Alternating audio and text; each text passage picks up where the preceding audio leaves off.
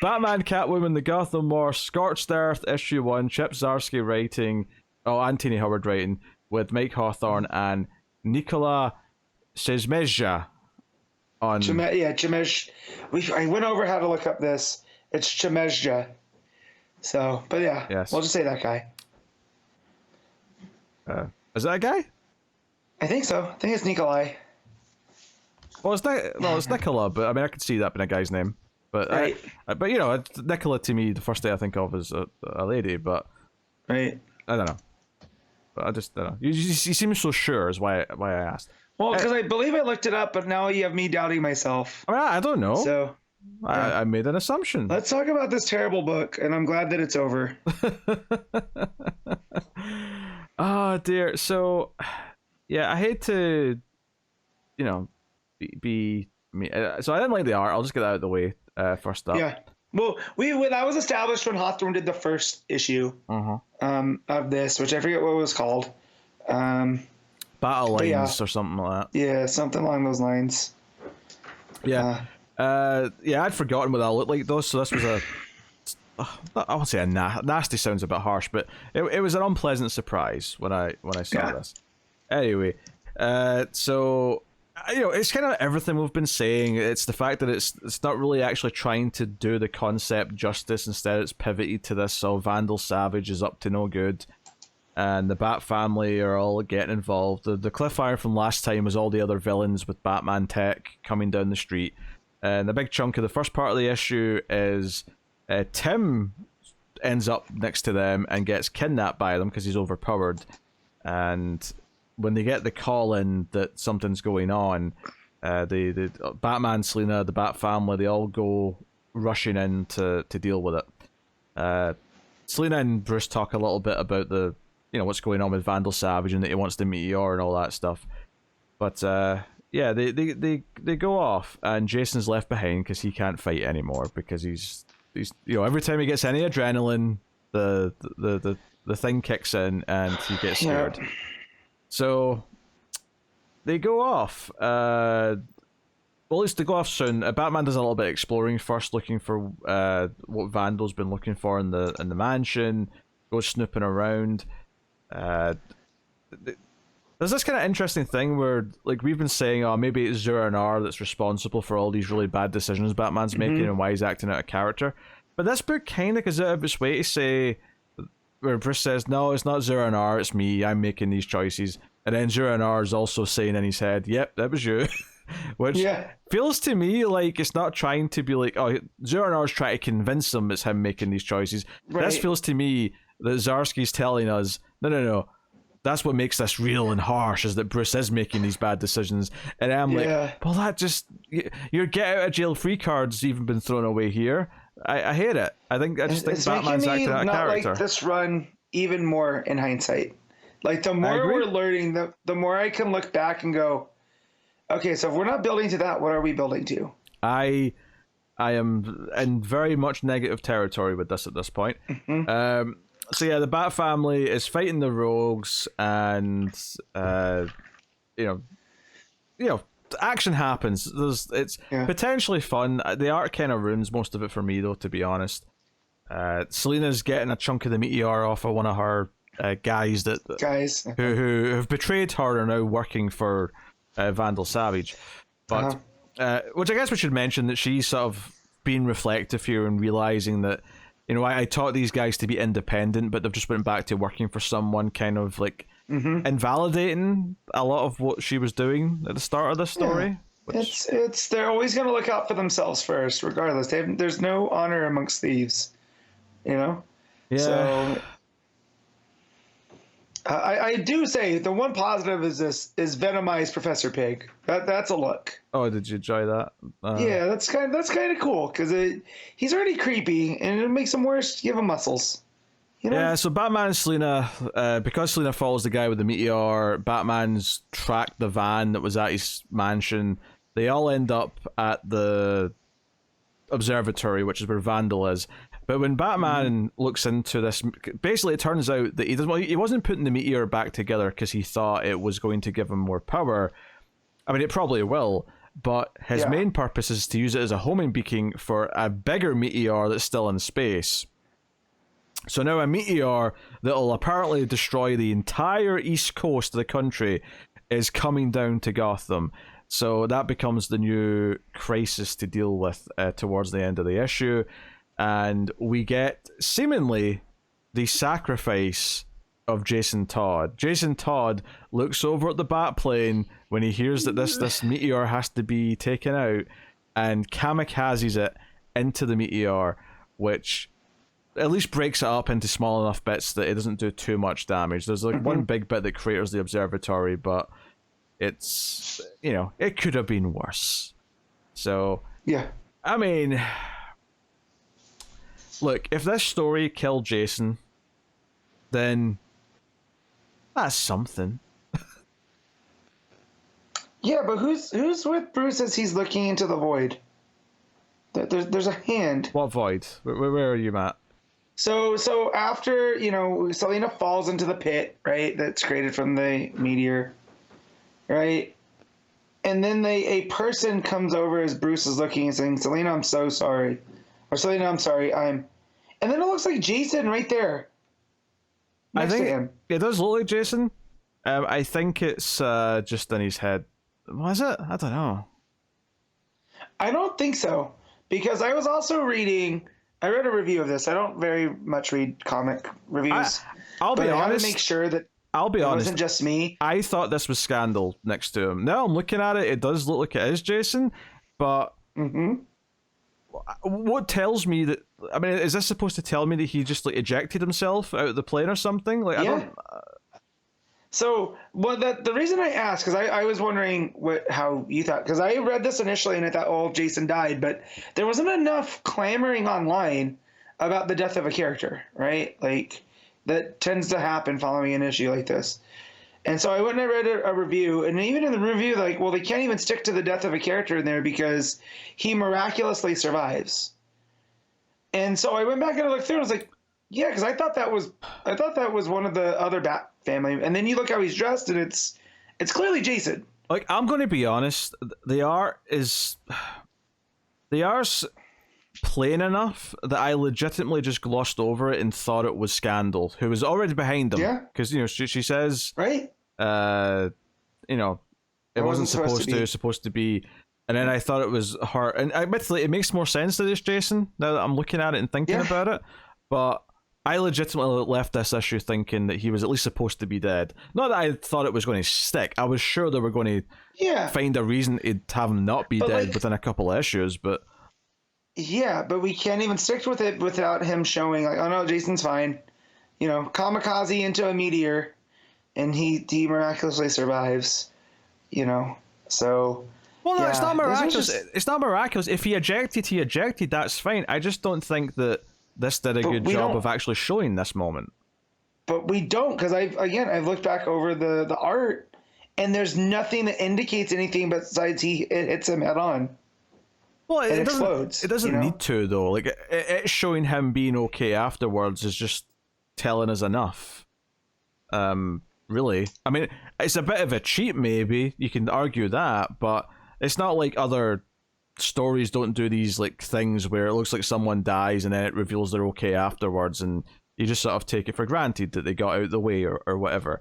Like, that's not necessarily... It's not a great idea, but it's not a terrible one either. Yeah, but just with the way that he's going, it is a sacrifice type thing. My bigger critique here is that because the art is so plain that I just kind of assumed it was someone else and moved on without a second thought. That is the bigger critique here to me.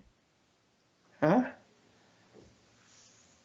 Yeah. Well, I thought that's what it was. I thought that he sacrificed himself, right? And then someone comes to comfort Bruce. I'm like, I can't really tell who it is, but that's whatever.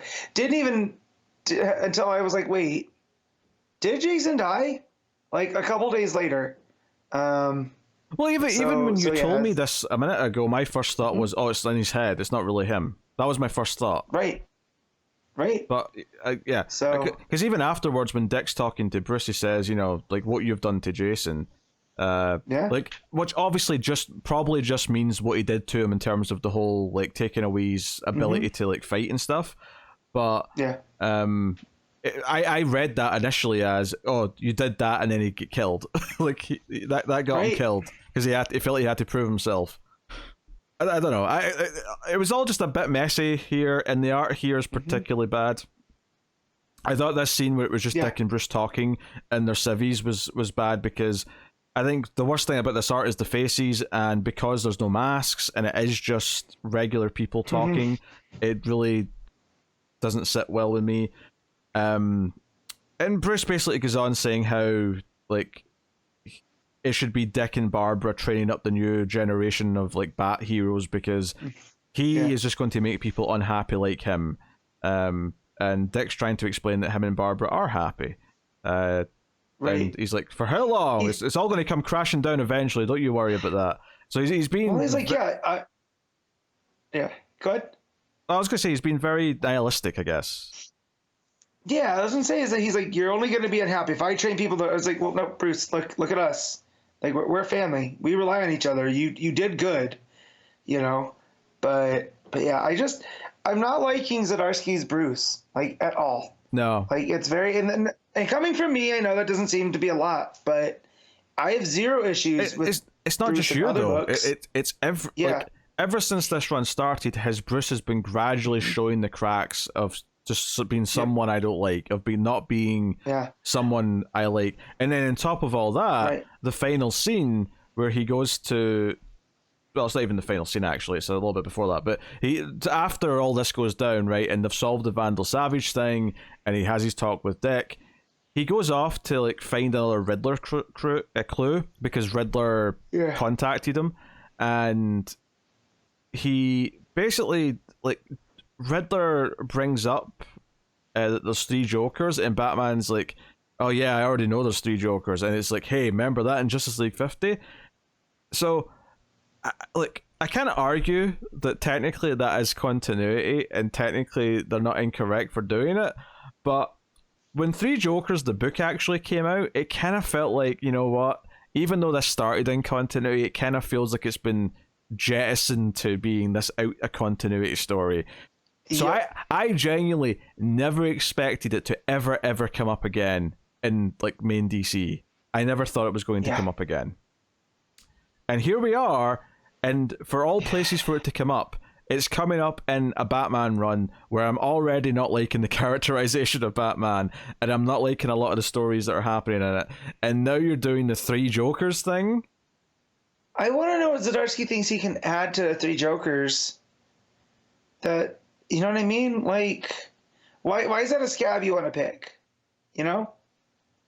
Like, what was in that story that you think is worth telling? Like, is it tying into the whole Joker aspect from that Legacy issue?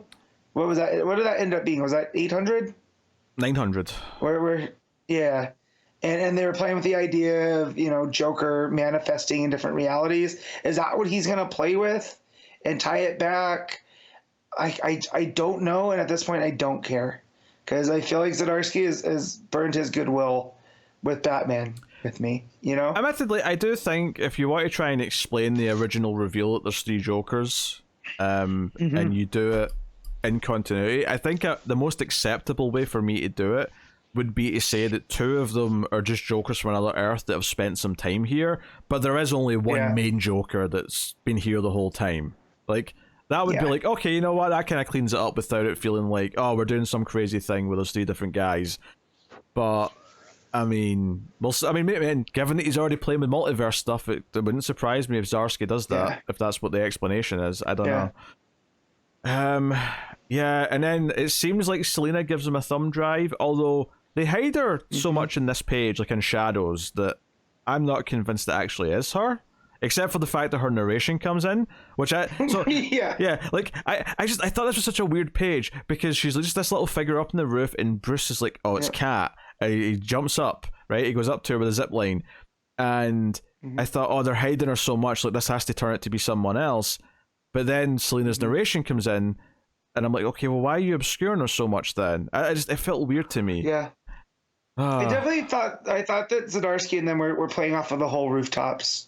You know, from Tom King, and all that type of stuff, because that's where they're meeting up at, and they're, why do you run? It's because you chased me. Oh yeah, that's how I took it. The location's fine, but it's the execution. It's the choice of like how to frame it. Keeping her in complete shadow. Yeah, it was like yeah. It was just weird. They never showed a one panel where it was clearly her. I don't know. It was very strange. And then the final scene is that one of the criminals who Selena trained in this story is robbing another rich person, and he's like, yeah, this is the way forward. It's better that, Riddler might pay more, but this is safer, and you get a good payday very quickly, blah blah blah. And then he opens a door and he goes, holy crap, Bruce Wayne is Batman. So the twist here to this scene, and this is probably the best scene in the whole issue, because it's actually quite simple and it works for what it is that it's like he's robbing a rich person. Oh, the twist is he's actually robbing Bruce Wayne's apartment, and he's found a bunch of Batman stuff. So I presume he's going to use this in a forthcoming arc, that some random criminal has figured out who Batman is. Well, there's that, and as we know, people that find out that Bruce is Batman that aren't supposed to know, they're not long for this earth, right? Like what happened to that cop in Detective Comics? Instant. So this guy's living on borrowed time. True. That was well told, though, so I don't have a problem with that. Yeah. So this was just like, this is the first thing I read this week just to get it out of the way, and I was like, ugh, I don't want to read anything else right now. It really put a bad taste in my mouth, It just... So some of the characters, I mean, I guess the one part that's okay is that when Tim gets free of the villains, he basically is able to like direct everyone else to easily defeat them, because he knows like how to like get around all of their powers or technology. It's like, okay, that's a nice little moment for Tim to show that he's very well read. He's studied all these villains. He knows their weaknesses. He's the mental aspect of Batman still, right? He's the heir to the detective aspect. So him being able to kind of field general them around to defeat these guys using Batman tech they maybe don't quite understand, but yeah, that was okay, I guess. And again, Venomized Professor Pig, that's a cool look. My problem is that all these villains just felt shoehorned in here. There was one small scene a couple of issues ago setting up that they were at a meeting, and then last issue it's like, here, I'm going to set you loose on the city, here's all this bat tech. Again, this was supposed to be a storyline that was going to put the ideals of Batman against someone who was offering an alternative that actually seemed like a good idea, but just one that he didn't agree with, and maybe explore the debate there, right? That, like, I can see a really good ideological debate storyline about what it was supposed to be. Instead, it was a lot of out-of-character nonsense for the first couple of issues, and then, it's actually about Vandal Savage and a giant meteor. Also here's like 6 other Batman rogues who are just going to fight the Bat family in the background for the final issue. It's so much of it feels like just time wasting to me. I don't know. I don't hate those ideas in a vacuum. I don't know why they needed to be in the same story.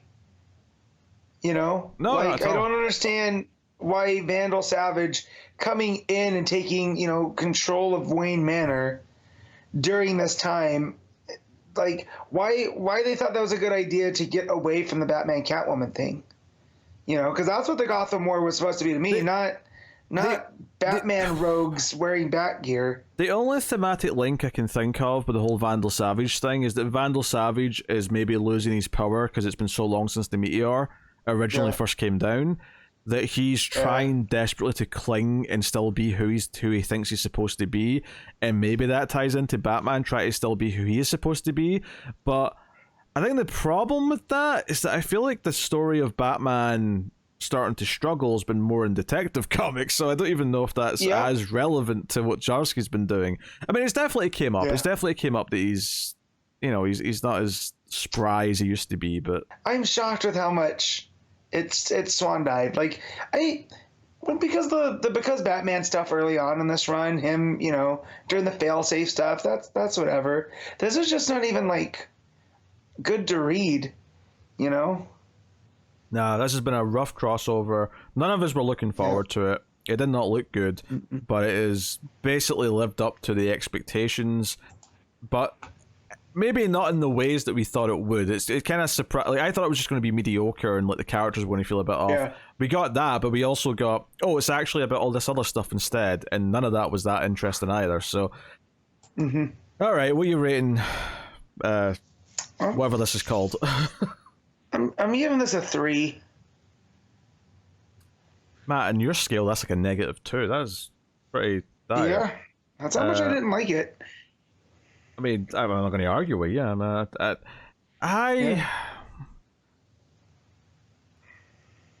I'll go with a. I'll just agree with the 3. I was tempted to go as high as a 4, but I'll.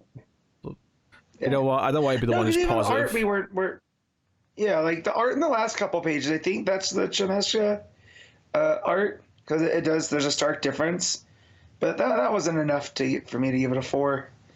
You know, the Hawthorne art just wasn't working. Yeah, I didn't like the Hawthorne art at all. Don't like the story. Didn't like the characterization of these characters. I was flat out confused by a death. Apparently, I didn't even realize I was confused by that until we started talking about it, and you were like, "Hey, isn't that Jason still alive?" I was like, "Oh, I guess it is." Yeah.